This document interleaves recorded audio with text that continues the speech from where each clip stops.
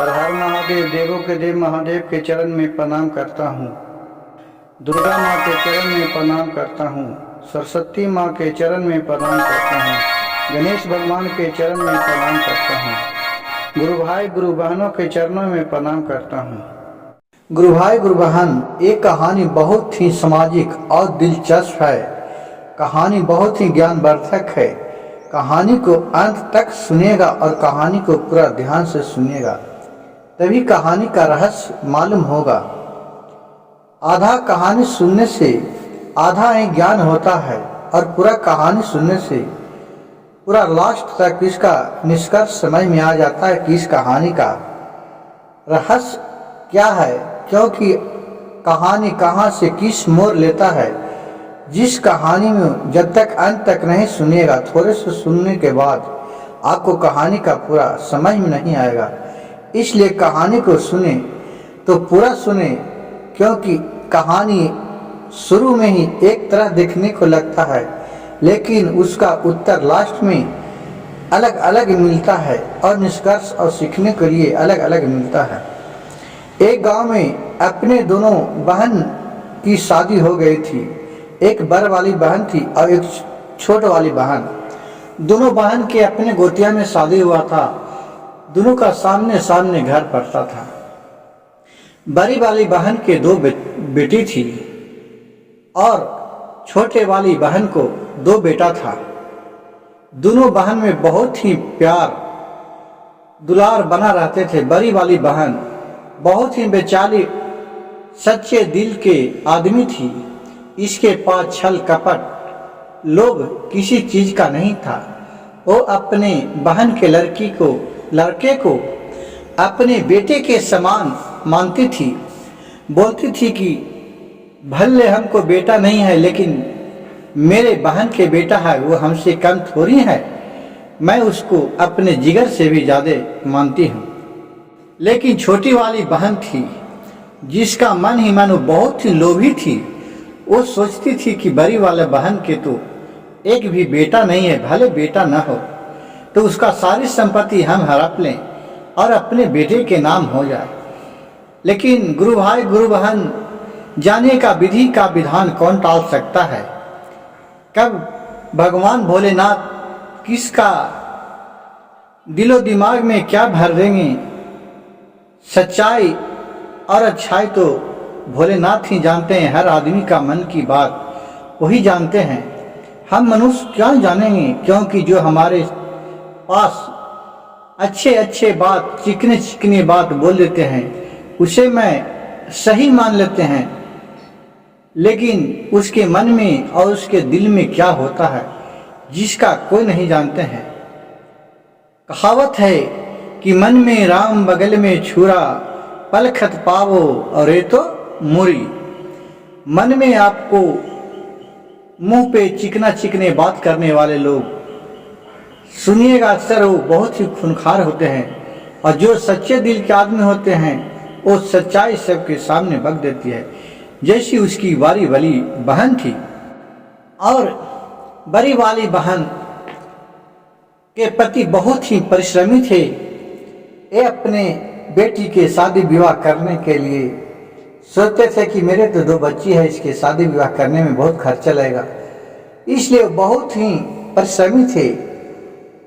और छोटे वाले जो बहन थी, उसका पति थे, ये उतना परिश्रमी नहीं थे, उतना ध्यान नहीं देते थे। वो सोचते थे हमको तो दो लड़का है, हमको तो तिलक लेने हैं, हमको क्या देना है। गुरु भाई गुरु बहन, सोचिए, सरकार माना कर दिया है कि तिलक दहेज बहुत बड़ा अभिशाप है, लेकिन बिहार में ये तो बिजनेस बना है।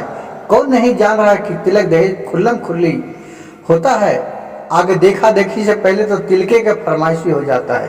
अब किसको क्या कहा जाए। गुरु बहन गुरु भाई, ये सबके साथ बीता है, हमारे साथ भी, आपके साथ भी और किसी के साथ भी ये लोकाचारी बना हुआ है। तो यहाँ से एक नया मोड़ ले लेता है गुरु भाई गुरु बहन। ये दोनों बहन में एक दिन छोटी वाली बहन है, जिसको बेटा गया था बड़ी वाली बहन के बेटी के साथ खेल रहा था। तो खेलते खेलते दोनों आपस में लड़ गया, दोनों भाई बहन में।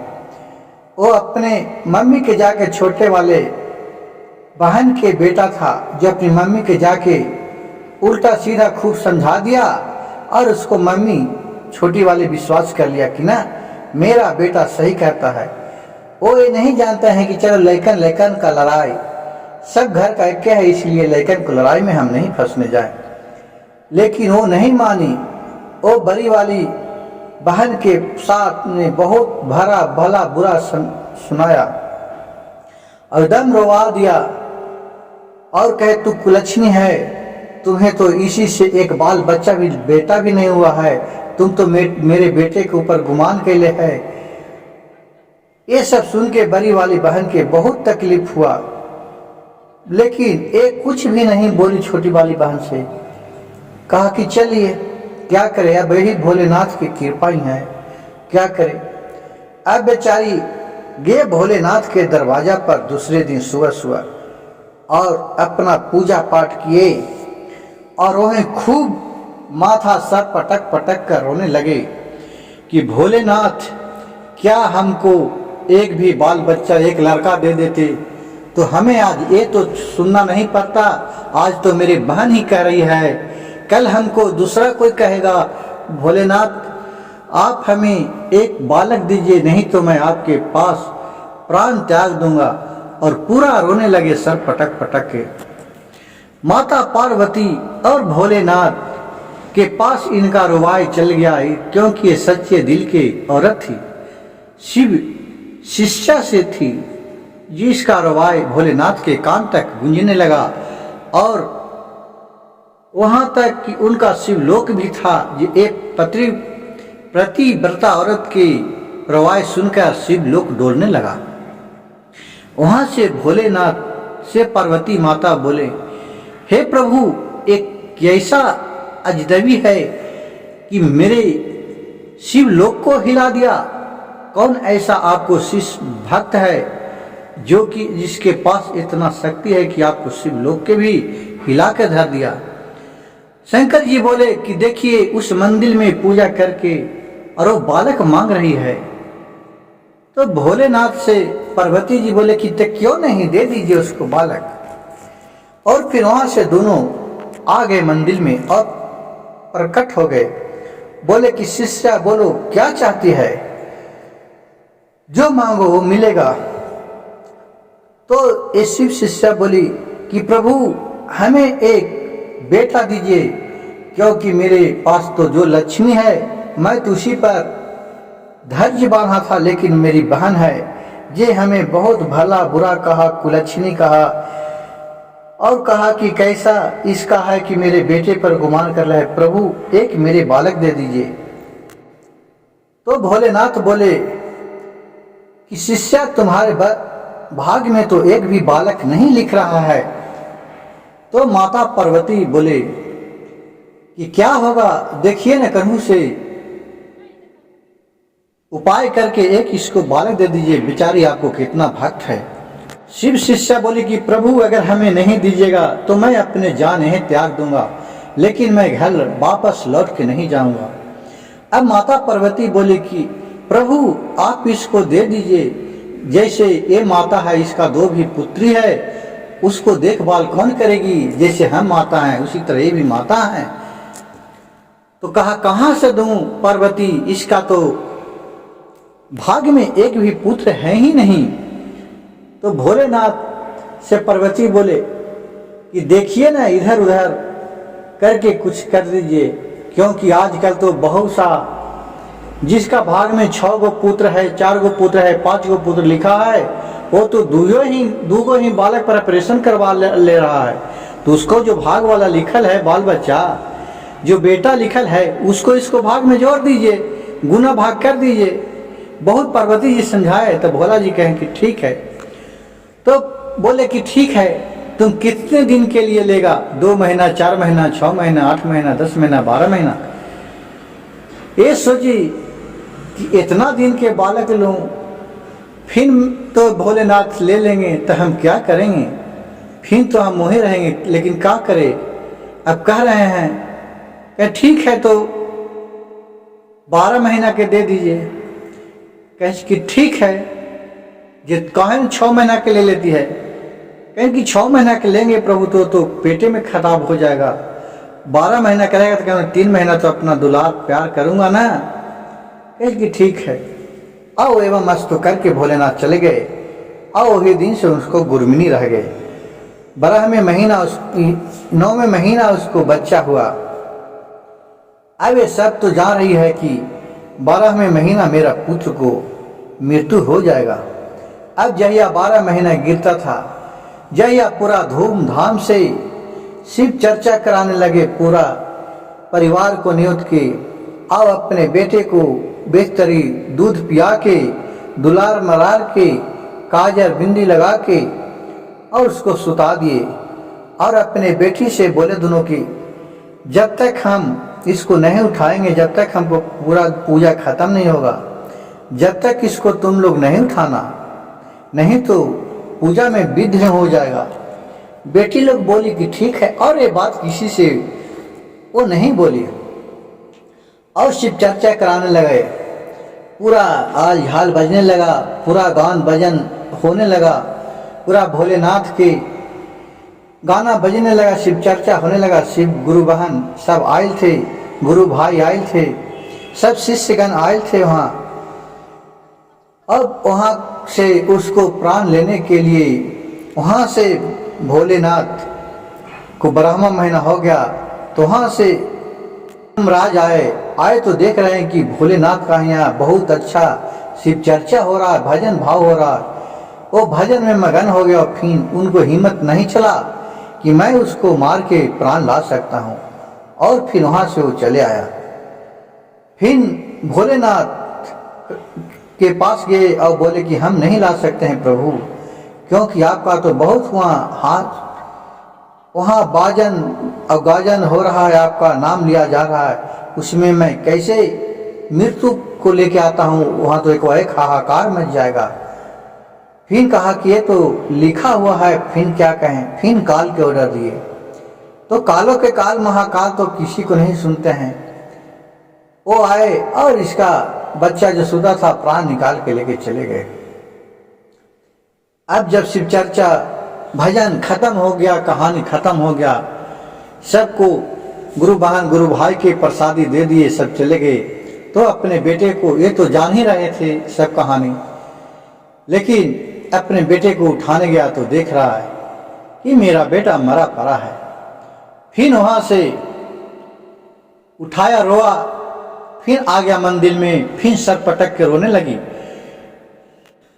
कवने करना माजी गुरु जी, हरलू बेटा के पराना माजी, और कौने गलतिया कैली हमें तो हर से जी। और हमारो बेटवा के गुरु जी दे लौटाई देहु पराना माजी, और नहीं लौटेब हो तो हम तो हरे मंदिलवा में देते ये देवो प्राणम जी। कि नहीं, अगर हम मेरे बेटे को लौटाइएगा तो मैं यही मंदिर में प्राण त्याग दूंगा। इतना बात सुनकर भोलेनाथ और पार्वती माता दोनों प्रकट हो गए। भोलेनाथ बोले कि शिष्या, मैं तो तुम्हें बोले थे कि 12 महीने तक ही तुम्हारा बेटा तुम्हारे पास रहेगा। अब उसका समय पूरा हो गया, मैं उसे लेके चला गया। तो उसका बोली शिव शिष्या कि ठीक है गुरुजी, कम से कम हमको बेटा के नहीं लौटाइएगा तो जो मेरा दूध का कर्ज है, जो मेरा दूध है, मैं क्या करूंगा। गैया के दूधवा जी गुरुजी बिकाई सहारावा में, अब हमारो आओ दूधवा कहाँ बिकत नहीं ना। भैंसिया के दूधवा गुरुजी बिकाई होटलावा में, अब हमारो दूधवा कहाँ बिकत है ना। कुइया के पनिया गुरुजी सब कोई पिया हई, अब हमारो दूधवा कौना पीते जी शिव गुरु। गंगा जमुना माऊ सब कोई नेहाई, अब हमारो दूधवा से कौना ने है तेजी शिव गुरु। इतना सुन के माता पार्वती के बहुत ममता आ गया। पार्वती माँ बोले कि भोलेनाथ इनका जीवन वापस कर दीजिए। तो बोले कि कहाँ से कर दूं, अब तो इसका भाग में है ही नहीं है। फिर पार्वती बोले भोलेनाथ इतना सब नसबंदी करा रहा है, अकाल मृत्यु हो रहा है, कहूँ डकैत मार दे रहा है, चोर मार दे रहा है, उसका जीवन भटक रहा है, भूत प्रेत बन रहा है, किसी को सता रहा है, उसका ऊपर का आयु नहीं हुआ है और जबरन कोई मार दे रहा है, उसका जीवन काट के इसमें समा दीजिए। जो नसबंदी करा ले रहा है उसका जीवन काट के दे दीजिए। जिसका 5 गो बाल बच्चा लिखल है वो 2 गो बाल बच्चा पर ऑपरेशन करवा लिया न, उसका भी जीवन काट के इसको दे दिया ना। कहे कि ठीक है, गुना भाग करके ठीक कहा कि ठीक है। उसका बेटा के उम्र 200 वर्ष का बना दिए और कहे कि जाओ तुम्हारे बेटा जीवित होगा।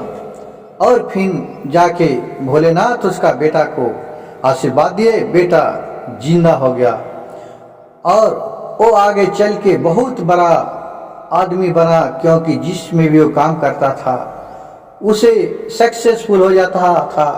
और उसको देख के छोटी वाली बहन थी जो कुलच्छनी बोली थी, वो रात दिन इसी पर, उसका दोनों बेटा था तो इसी पर ध्यान लगा उसको रहता था कि कैसे वो आगे बढ़ रहा है, कैसे आगे बढ़ रहा है। क्योंकि उसके पास भी संपत्ति था लेकिन उसका अपना संपत्ति से संतोष नहीं था। इसका सुख देख के और वो बीमार पड़ गया। गुरु भाई गुरु बहन, यही हवा 2 बहन की कथा कि दोनों बहन कैसे आपस में ही दुश्मन बन जाती है। इसलिए जहाँ तक सक्षम हो कि अपने बेटी को एक गांव में शादी न करे। और मेरे वीडियो अच्छा लगे तो मेरे चैनल को सब्सक्राइब कीजिएगा, लाइक कीजिएगा, शेयर कीजिएगा। हर हर महादेव, घर घर महादेव, देवों के देव महादेव के चरण में प्रणाम करती हूँ। हर हर महादेव। मेरा वीडियो अच्छा लगे तो कृपया मेरे चैनल को सब्सक्राइब कीजिएगा, लाइक कीजिएगा और शेयर कीजिएगा।